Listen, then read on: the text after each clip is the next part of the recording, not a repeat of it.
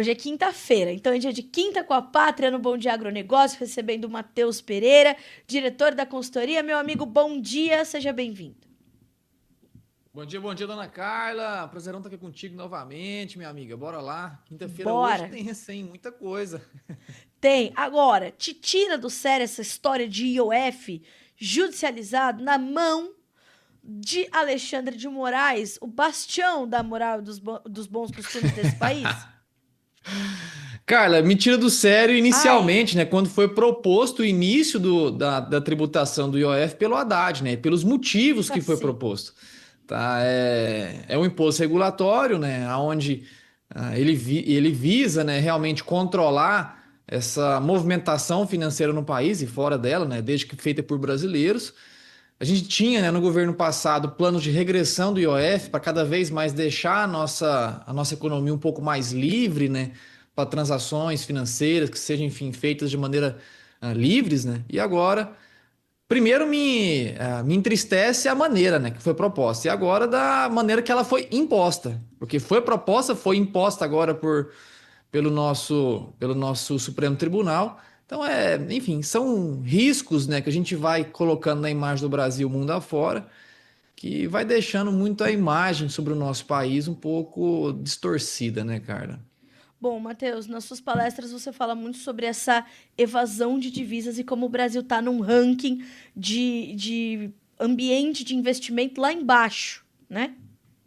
Exatamente, Carlos. Ó, atualização, soltamos ontem para a Clientela Pátria, né, atualização semanal do fluxo de capital especulativo entrando e saindo, assim como o fluxo regular cambial, né, que vai tanto pela via financeira como pela balança comercial do Brasil, do comércio, né?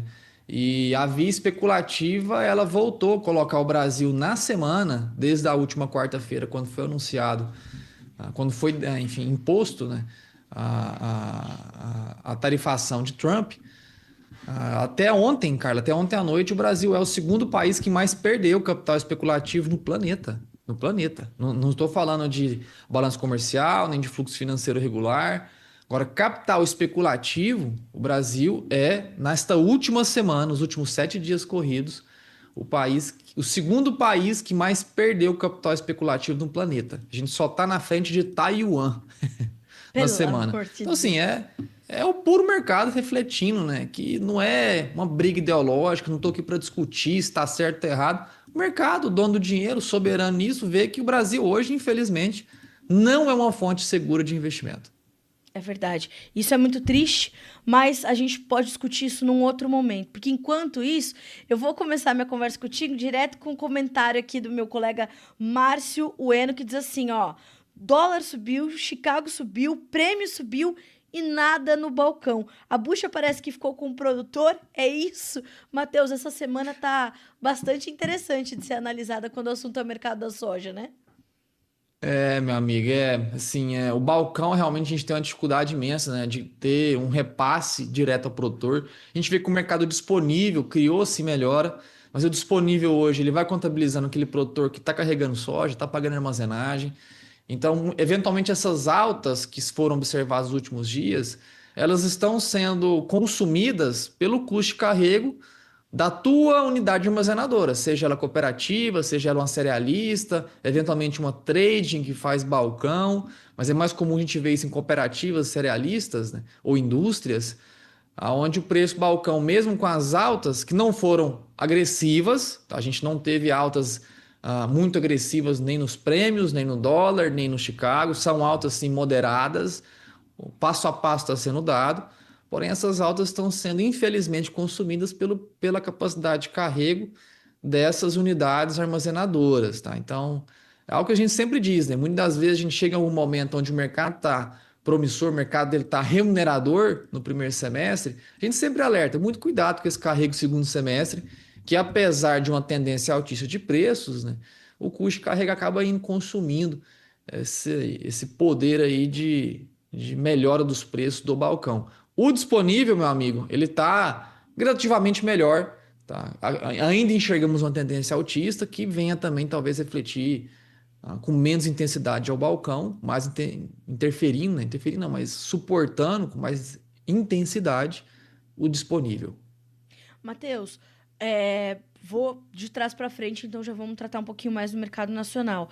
Quem segurou essa soja e precisou segurar até aqui, ou porque está capitalizado, vendeu o que precisava e queria realmente entender quais seriam as oportunidades no segundo semestre, ou por necessidade, quem veio carregando essa soja, vai ter boas oportunidades nesse segundo semestre, ou vai ser um segundo semestre um pouquinho mais sofrido, mais difícil ali de fazer preço, de fazer margem, por conta de toda essa conjectura. Carla, a gente vê um segundo semestre ainda promissor ao mercado brasileiro, tá? A gente vê dos três pilares, né, formadores da referência dos preços da soja no Brasil: Chicago, prêmio e dólar. A gente vê ainda um prêmio e um dólar altista ao Brasil. A gente vê um Chicago um pouco mais estagnado por agora, estancado, realmente por uma oferta norte-americana que está, sim, muito saudável, tá? A safra norte-americana ela é muito saudável. Ainda há correções de área a serem, né, notadas pelo USDA nos próximos relatórios, né, conforme a gente propriamente levantou durante o mês de junho, né? Há uma distribuição de área soja e milho que, enfim, que os números do USDA ainda não refletem. A gente vê que ainda há mais áreas de soja que passaram por migração destinadas em especial ao plantio de milho esse ano, que ainda não foi refletida a estimativa do USDA, porém que deve vir nas atualizações nos próximos meses. Tá? Porém, a qualidade de lavoura, até o momento, muito saudável, Carla, quase impecável. Clientes da pátria nos Estados Unidos, né, produtores rurais norte-americanos, nos relatam realmente uma qualidade excepcional em Iowa, Illinois, os dois principais estados produtores de soja nos Estados Unidos. Então, cria uma dificuldade realmente nesse solavanco, né, dos preços da soja em Chicago. Tá? O relacionamento Estados Unidos e China não é o alvo por agora, né? A gente se discute mais o relacionamento sobre os outros integrantes dos BRICS, como é o caso do Brasil, que é o principal alvo agora, né, do embate comercial de Donald Trump. Porém, a gente vê que das três componentes que formam a referência no mercado brasileiro, a gente ainda tem esse fator altista para prêmios e dólar, que favorece sim os preços da soja nesse segundo semestre aqui no Brasil, Carla. Então, mais uma vez, tendência altista ao mercado da soja no Brasil, soja reais por saca, sim, tá? Agora, entendam fazer a conta, entendam que realmente esse custo de carrego, o balcão ou o teu carrego particular, ele pode pesar essa conta nos próximos meses, viu, Carla? Certo, vamos ficar de olho nisso. Matheus, e você frisou muito, em reais por saca. Chicago te preocupa mais, apesar dessa semana, o assunto a China pode voltar a comprar soja nos Estados Unidos, inclusive por dependência, por necessidade. Ontem nós trouxemos uma matéria aqui sobre isso, tem ali a sua análise nessa matéria. Como é que você avaliou a repercussão dessa possibilidade e, claro, quais são suas expectativas para Chicago diante disso e dos fundamentos que o mercado já conhece? Carla, atualmente é inegável, né, que os chineses necessitam das aquisições da soja norte-americana. Tá? O Brasil, por si só, não tem a capacidade produtiva ainda, né, de suprir integralmente a demanda chinesa. Então, os chineses, eles possuem, sim, eles se abastecem, né, com cerca de 70% a 80% da tua necessidade de importação com soja brasileira. O remanescente, né, algo em torno de 25, 30 milhões, né, ela vai ao mercado. Desses 25 milhões, mais da metade, né, ele é destinado ao consumo da soja norte-americana. Em exceção ao Brasil e Estados Unidos, né, não há outro grande produtor, né, que tem grandes superávites produtivos para fornecer ao mercado de exportação. Então, a originação da soja, em exceção do Brasil, pela China, ela é dificultosa. Por isso que há essa concentração, essa preferência chinesa na originação do nosso produto. Não somos um país que tem, enfim, rusgas comerciais com os chineses. Tá? Temos o produto de maior qualidade no planeta, o maior teor proteico, né, por tonelada média no planeta. Não existe nenhuma soja, né, com a qualidade do Brasil hoje. Temos disponibilidade, uma rota logística muito favorável aos chineses. Então, a preferência sempre é nossa. Sempre, enfim, tem sido nos últimos 10 anos e vai ser nas próximas décadas, Carla. Agora, existe ainda, né, aquele déficit de importação que no Brasil não consegue suprir. Ela tem que ser originada em outras regiões, como o caso do mercado norte-americano. Ainda os chineses, eles entendem sobre isso, né, Carla? Falamos sobre isso no nosso fórum da Cliente Pátria, que você esteve conosco, né, minha amiga, lá no mês de maio, Sim. que não tem como os chineses se abdicarem da presença norte-americana na matriz de fornecimento de soja no planeta, tá? Porém, eles estão sim trabalhando já atualmente para que essa necessidade ela seja praticamente zerada nos próximos anos, viu, cara? Então, ainda tem compras a ser feitas, vai ser comprado soja norte-americana em direção à China, como foi anunciado nessa semana, muitos volumes, né, de nova soja norte-americana negociada em direção a países asiáticos, grande parte delas para a China, porque há necessidade e é inegável, Carla. Eu te perguntei isso, Matheus, porque justamente nesse fórum que eu estive da Pátria, nós discutimos ali durante a sua apresentação como os chineses vêm trabalhando para de fato diminuir essa dependência. Não sei se zerar essa dependência das importações, mas diminuir e deixar com um respiro maior. Eles estão olhando para mais área, eles estão olhando muito para o investimento na genética, no potencial genético, no potencial da transgenia, né, Matheus? Eles entendem a necessidade de diminuir, pelo menos, essa dependência, principalmente numa era onde há muitas distorções e os conflitos comerciais acabam explodindo com mais facilidade, né? Carla, como a gente mostrou lá em maio para a clientela, né? Sim. Os chineses, eles não estão mirando no alvo de criar uma autossuficiência completa das importações de soja do planeta. Eles só querem se livrar dessa dependência de países que têm esses atritos comerciais, como o caso em especial dos Estados Unidos. Os chineses, eles têm sim esse alvo, né, essa meta, de se tornarem mais independentes dessas compras, em especial de matérias-primas, não só agrícolas, tá? De origem norte-americana. Tá? A gente vê isso quando em 2017 os chineses compraram, né, através da Shen China, né, ou a Ken China, que é uma estatal chinesa, comprou integralmente a Syngenta, né, por quase, se eu não me engano, 50 bilhões de dólares. Sim. Isso lá em 2017, né, a gente está falando aí de quase 8 anos atrás. Há 2 anos atrás, a China começa pela primeira vez na história a usar a transgenia na semeadura de soja dentro do teu próprio território. Não se usava soja transgênica, né, até 2023 na China. Então, começou-se a usar, né, em 2023 esses recursos tecnológicos que aqui no Brasil, já, enfim, não vou dizer banalizado, mas são muito recorrentes, né? A gente já tem até transgenias já muito mais evoluídas de quando a gente começou a usar isso lá no século passado. Então, é algo que os chineses, eles miram não nessa autossuficiência completa, tá? Por falta realmente de área capaz, né? E criou-se essa dependência mútua em relação ao Brasil, viu, Carla? Sempre que a gente olha a China, a gente tem que lembrar que nós não somos cachorros de chineses, nós não somos vira-latas de chineses para ficarem dando tapa na gente onde a gente quer. Tanto é que a nossa relação com China, ela é uma relação saudável, porque assim como o Brasil entende que precisamos de uma grande consumidora do grão no planeta, caso contrário não existiria a soja dentro do Brasil, os chineses também entendem, tá? E cultivam essa relação com o Brasil, porque não há um substituto ao Brasil, nem mesmo a própria gigante asiática China.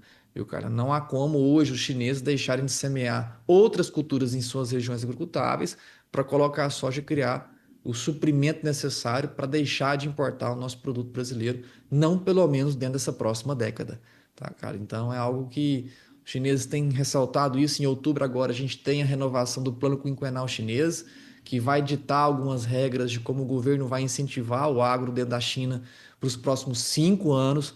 Vejo pouquíssimas pessoas falando sobre isso, pouquíssimas pessoas tendo conhecimento sobre isso. A gente sempre vê um ou outro dizendo que a China agora interrompe importação, desacelera a demanda. Esse ano a China vai bater, enfim, vai reduzir o consumo total de soja e vem batendo recorde a recorde, recorde, recorde, cada vez comprando mais soja do Brasil.